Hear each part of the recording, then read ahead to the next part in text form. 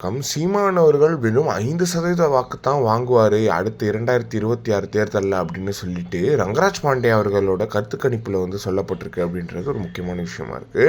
ரங்கராஜ் பாண்டே எந்த மாதிரியான ஒரு சார்பான ஒரு நபர் அப்படின்றது நம்ம எல்லாருக்குமே தெரியும். இதில் 23% டிவி கேக்கும் 18% பாஜகவுக்கும் கொடுத்துருக்காரு அப்படின்றது ரொம்பவே ஆச்சரியம் தரக்கூடிய விஷயமா இருக்குது. என்ன காரணம் அப்படின்னு பார்த்தீங்கன்னா, திமுகக்கே 33% கொடுத்துருக்காரு, ஆனால் தாவேக்காக்கு 23% கொடுத்துருக்காரு அப்படின்னும் போது ஒரு சந்தேகம் எழும்புது. இது யாருக்கான கருத்து கணிப்பு கூட்டம் அப்படின்றது தெரியல. இது கருத்து கணிப்பு யாருக்காக இவர் பண்ணார் அப்படின்றது தெரியல. எனவே வந்து இவ்வளோ மோசமாக ஒரு கருத்து கணிப்பு பண்ண முடியுமா அப்படின்றது ஒன்று இருக்குது. சீமானுக்கு 5% கொடுக்கறதுக்கு உங்களுக்கு இவ்வளோ காண்டு சீமானவர்கள் மேலே அப்படின்றதுல இருக்குது. 8% வாக்கு வாங்கியிருக்காரு இல்லையா, அந்த 8% வாக்கு சீமானவர்களுக்கு தான். அதுக்கு மேலே வாங்குறாரான்றது தான் பேச்சு. ஏன்னா இந்த வாட்டியும் சரி அடுத்த வாட்டியும் சரி 8%ன்றது கன்ஃபார்ம்டு.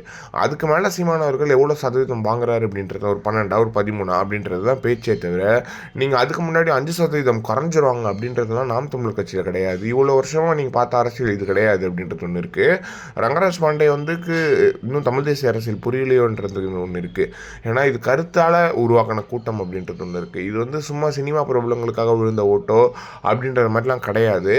இது சீமானவர்கள் ஒற்றையாளாக ஒரு முகமே இல்லாமல் சீமானவர்கள் மேலே வந்தது. சீமானவர்கள் நடிகராக இயக்குனராக எத்தனை பேருக்கு தெரியும் அப்படின்றதுல எந்த ஒரு மாற்றமும் இல்லை. சீமானவர்கள் 10 படம் நடிச்சிருப்பாரா, அந்த 10 படத்தில் இருந்தால் சீமானவர்களுக்கு 8% வாக்கு வந்திருக்கு, 36 லட்சம் வாக்குகள் வந்திருக்கு அப்படின்றது ஒன்று இருக்குது. ஆனால் சீமானவர்கள் எவ்வளோ கஷ்டப்பட்டு இந்த அரசியல் உருவாக்கியிருக்காருன்றது ரங்கராஜ் பாண்டேக்கும் தெரியும். ஆனால் இவர் ஏதோ காசு வாங்கிட்டு விஜய்க்கு ஆதரவாக பேசணும், பாஜக ஆதரவாக பேசணும்னு சொல்லிட்டு இந்த விஷயத்த பண்ணது ரொம்ப கேவலமாக இருக்குது. இதை பற்றி நீங்கள் என்ன நினைக்கிறீங்க அப்படின்னு மறக்காம கமெண்ட் பாக்ஸ் சொல்லுங்கள்.